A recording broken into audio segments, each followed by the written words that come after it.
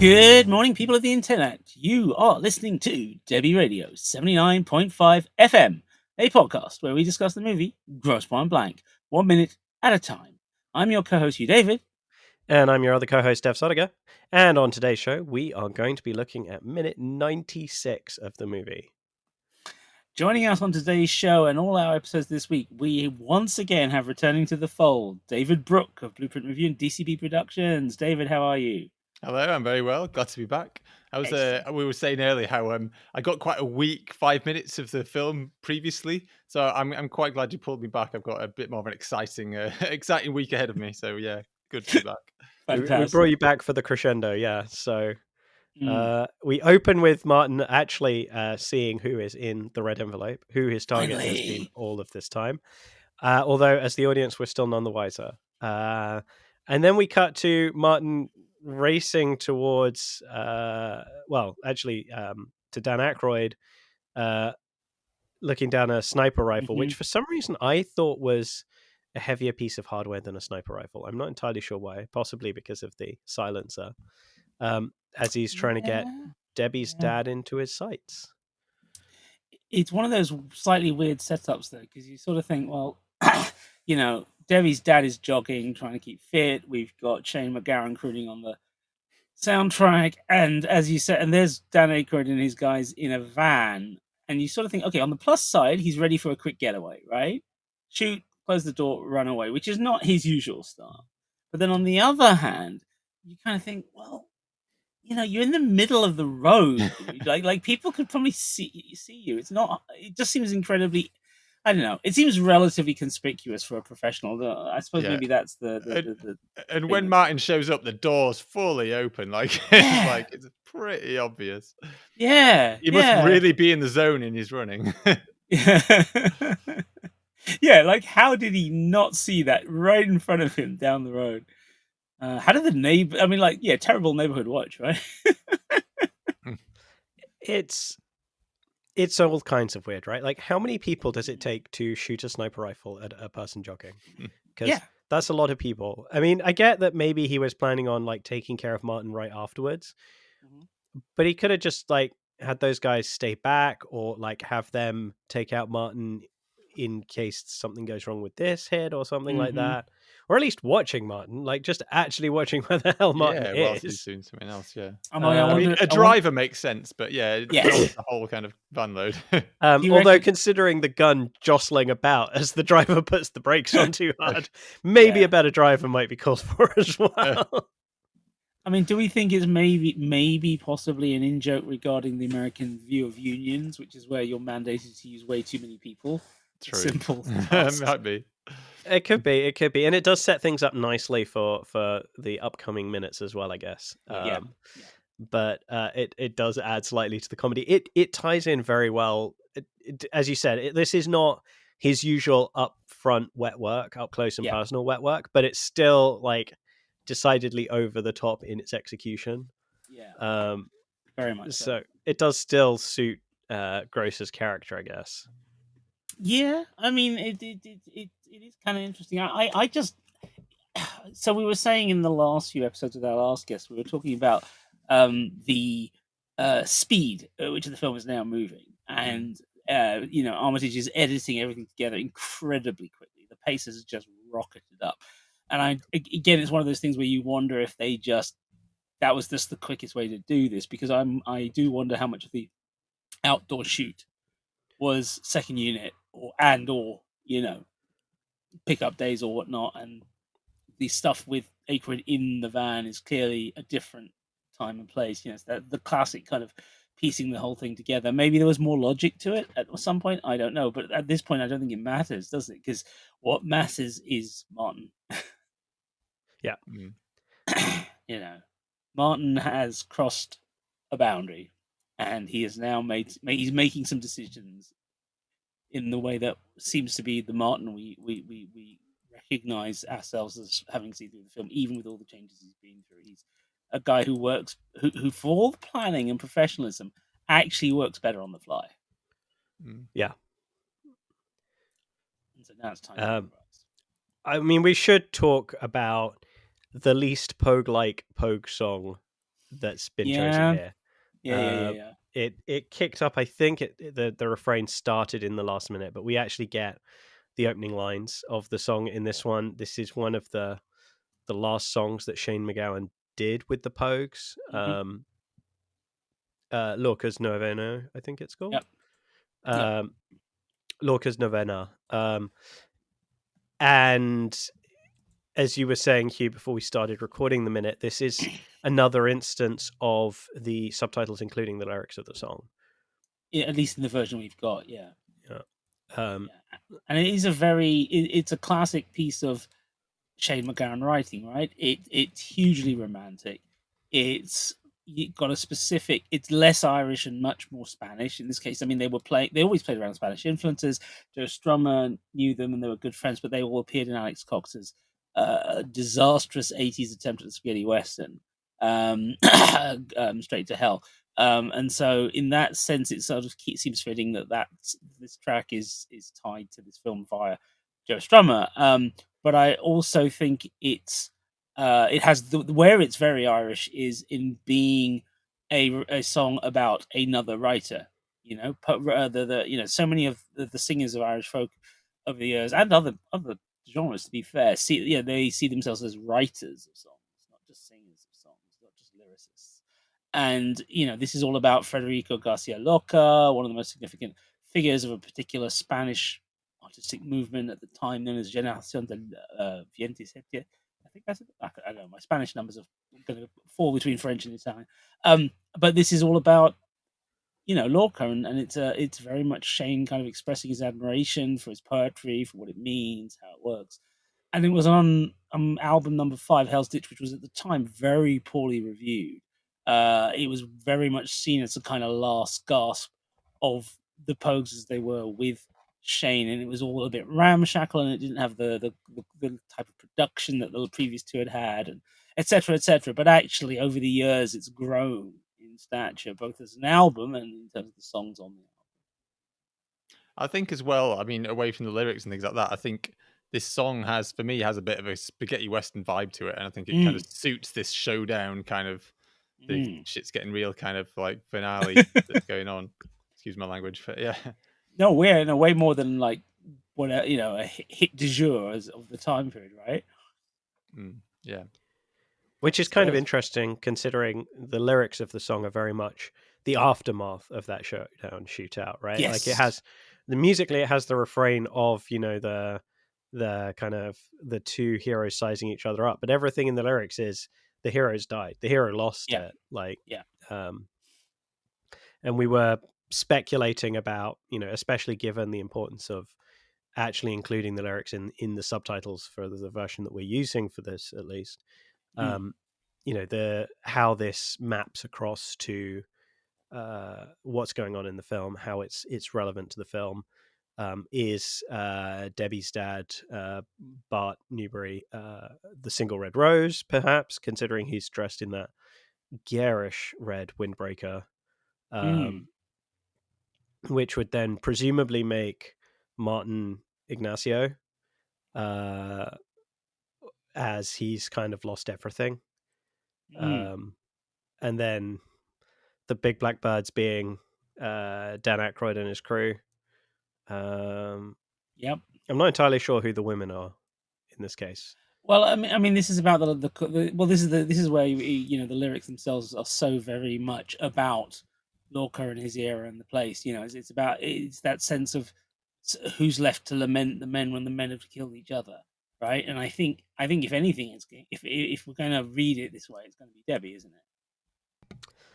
Right, Debbie, and maybe Marcella as well. Yeah. That who else will be left to comment if this doesn't get resolved in a way that allows some people to walk away from it? Right. I mean, I don't know. I think that's one way to look at it. But I think Dave, you're right about the spaghetti western feel as well, because there's been a lot of nods to. We've talked about action films. We've talked about hitman films. We've mentioned westerns in the American context, not so much spaghetti westerns, but given that the fourth draft script we found had the therapist that was much more Twin Peaks Jacoby meets Clint Eastwood. I kind of feel like maybe there was some plan originally somewhere in this to make it a bit more, have a nod to those sorts of films, and it kind of sort of disappeared somewhere along the way. This is all we got left of it. Yeah, we should also let listeners know that the script that we managed to unearth, that Hugh managed to unearth, is not actually a complete script. It doesn't have the big finale sequence. It kind of ends about halfway, 3/4 of the way through the high school reunion. So at this point, we have no insight into, what earlier revisions may have been thinking about this portion of the movie, unfortunately. But if any listener does actually have a full script of any version of the draft, we would love to see it. So send it to us, please. Yeah, that would be cool. Yeah, absolutely up for that. And we can listen to the end of the podcast to find out where you can reach us with that. Yeah, absolutely. Yeah. If you haven't heard it already 95 times, this comes into a Movies by Minute podcast halfway through. I mean, I don't know. I guess, David, do any of your friends go, "Oh, are you on that one? Okay, we'll just listen to that bit there." You never know. I just, I don't know. I mean, I never listened to one before this, so I guess, I go on more podcasts than I listen to be honest. I used to listen to quite a few, but I just don't have the time. I'm always listening to DVD commentaries. I've got a I'm always listening to special features these days. In Dev's grand tradition of actually only talking about the opening seconds of the minute right at the end of the episode. We've not even mentioned them. I wanted to go back to the opening seconds of this because there's this I absolutely love Martin's reaction shot to opening the envelope, right? He opens the envelope and there is just 6 solid seconds of him completely statically staring at the contents of this envelope without even moving before his dumb effing luck line. And it's just like riveting. Everybody wants to know what's in this envelope now, and it's so beautifully done. Yeah. And I do like that it's done in the match cut for the next scene rather than you don't get a cheesy kind of close up of the mugshot, whatever, not mugshot, whatever you want to call it, surveillance shot sort of thing. Yeah. And then you do get the exposition in the next minute if you're really struggling to keep up with what's going on. But it is a much, much nicer introduction, and it just feels a little bit less like it's assuming the least of the audience, which is, I've said many, many times over the course of this film now, is why I love this film, is that it doesn't have these low expectations of the audience. It just expects the audience to keep up or not worry about the things as it throws them out a lot of the time. And where it does double down on something, it does it in a less obtrusive manner and a less kind of the only thing I would say, although maybe it's just me, it just seemed an odd thing to say when he realizes it. I don't know. Maybe it's just me. It's not a phrase I would ever use. But to be fair, I'm not him. Quite a lot of the dialogue is like that, right? Martin true, in particular is very much the kind of guy who does not speak the way any of us would it's actually quite talk. a 90s thing as well, I think, in general. Everyone goes on about Tarantino's. Tarantino's kind of had a big influence on a lot of the 90s dialogue, and his dialogue is as funny as it can be. It's not like how real people speak at all. Same goes for like another one is Woody Allen. I mean, his scripts are awesome, but nobody talks like that. Exactly. I mean, everyone talks like him in the film. Absolutely. No, it's an auteur thing, isn't it? Although personally, I quite like, one of the things I think is interesting is, and again, something I've said before on the podcast, but I mean, the mix of George Higgins and Elmore Leonard, that's such a clear influence on Tarantino, and I like the fact that this film feels like an Elmore Leonard film. It's set in the right place. It's got the right sort of people, the right sort of coincidences, the right sort of comedy, black comedy sort of thing going on. I mean, like it's like that would be another good way to describe yet again what such a unique film. What happens when Elmore Leonard does a rom-com, right? I've never thought of it as that way, but no, absolutely, I'm with you on that. I do love Leonard. I miss him. Just so many good books. Yeah. Even his westerns, like people don't even talk about those half as much, even though, like, unless you're really a fan, right? But his career was huge long before the 70s. You know, I mean, the fact that he wrote 310 to Yuma, you know, which is a cracking movie, you know, and the remake's always is not bad either, but that original is just one of the great late period 50s westerns before we get into like the super psychological ones. Yeah. But it's just, and again, just from a good short story. Yeah, there was something about the way he wrote it just pulled you straight in, grabbed you, and he knew how to produce surprises in the way that these sorts of films we're talking about do. Yeah.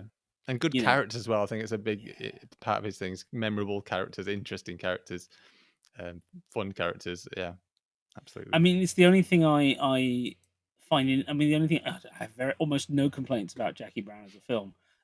You know, I think like a lot of people, I feel it's Tarantino's best in it by a mile. But at the time, I remember thinking it's the moment the film opens with Across 110th Street and Pam Grier as the lead, the book is out the window, because in the book it's a very, very different person. It's, you know, leaving aside race and all that sort of thing, just the kind of character that Jackie is in the book is it's much more about rundown, desperate, in a way that Greer is struggling with something in the film, but she doesn't come across as desperate. Like there's never a point. It's that bit in the bar where Samuel Jackson's character says to her, you know, I guess men are still coming, you know, running up to you in places like this, and she's like, I do all right. And he's like, you do better than all right. You know, it's that little exchange where you're like, yeah, she's still confident and calm and still her. And I just, I think I would, this Grosse Pointe Blank is at this point we've got a lot more sweat and desperation, and that's much more Leonard on the page. And actually, that's kind of half the fun of the speed of this finale we're moving into so quickly. You know, he's beat up, he's got blood on him. You know, he's lost the tie. He's clearly been, you know, run for it and has put on a sweat, and you know, Newbury's got a sweat on because he's been running, and everyone's just, do you know what I mean? It's like there's a genuine sense of rising tension and panic just visually, like leaving aside the editing. It's quite something. And again, but the like editing plays into it really well. Yeah, absolutely. And the music again, it's got that steady dun dun dun. That beat just adds again, cranks up the tension. It's No, absolutely. There's also the speed reading, you know, that Newbury's doing with the file. Oh, we haven't got there yet. That's tomorrow. That's tomorrow. My apologies. I'm just 10 seconds over. Hey, that's better than usual for me. A nice cast and at the end, nice skid. I must admit, I am a sucker for a good car chase. So any kind of car action, I'm there.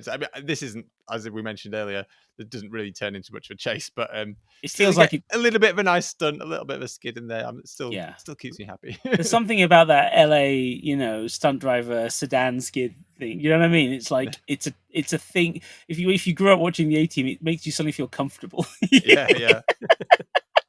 Like squeal, move, boom, you know, ramp up the music. It feels. I mean, even by 90 standards, it feels a little understated. It's much more very retro, bullet vibe, right? Than what you'd be seeing in a lot of 90s and an A-Team, you know, being a good example of kind of stunts. I mean, did either of you guys watch the TV show The Americans? No. The one about the one that had oh crikey, Kerry Russell and I'm trying to remember the name of the Welsh guy who's now her husband. They had them as undercover Russian operatives in the 80s in America, and it's done in an incredibly brutal, realistic style. Easily one of the best shows most people missed in the last like 10 years. And it's got some incredible episodes and ideas about sort of what happened by then. But the thing is, at the end of the first season, there's a big ramp up to a major, you know, like this, right? Everyone's running towards a particular location, and then it turns into everyone get away, and then it's a car chase. And what was intriguing was I was so thrilled at how 80s the car chase was. Like even where the camera is. You know, there was that thing back in the day of the Baxley stunt family team and what they did on things like the A-Team, Holocaust, McCormick, all the Stephen J. Cannell stuff, where you had the camera in the wheel arch. of the car, so you always had that close up of the wheels, and then I love right. those shots. Yeah, so that's in this, right? That's in this episode, and I was watching the making ofs on the disc, and Steven Spielberg was one of the executive producers, but he never, I never got the impression he was like a hands-on executive producer. Apparently, what happened was they just used to run the edit by him, and he'd just give back the basic notes, say yes, no, oh, we didn't do things like that in the 80s. And with this one, he gave them a whole set of notes saying, this is how we shot car chases back then. This is what you got to do. You need to do this, go back, pick up that. And then they're like, oh, so they went and redid the whole thing. And I was just like, how cool is that? Somebody from the 80s was like, yeah. Also the guy who did Duel, right? I mean, the guy who knew how to shoot for TV. So, but yeah, it's one of those little things. It's such a strange thing to be reassured by. American vehicles smashing around. I guess that's the comfort of tea time telly, right? Yeah.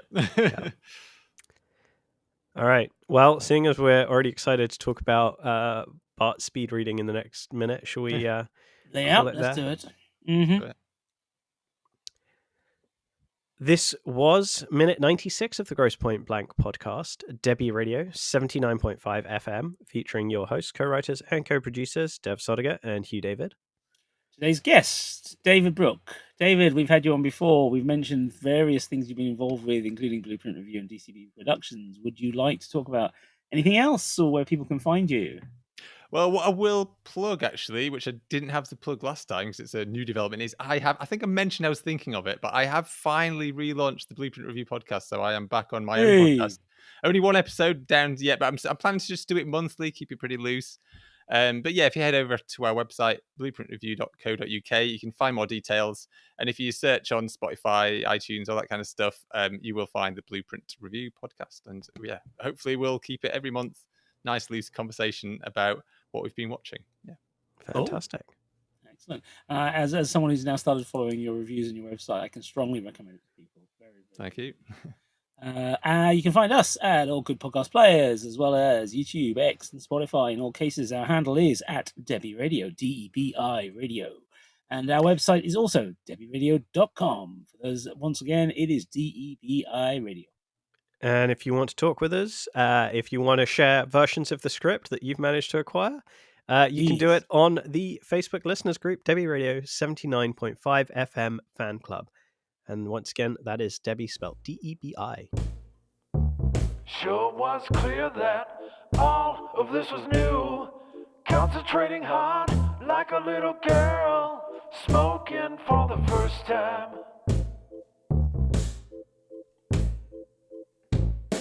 It wasn't a moment, it was a feeling.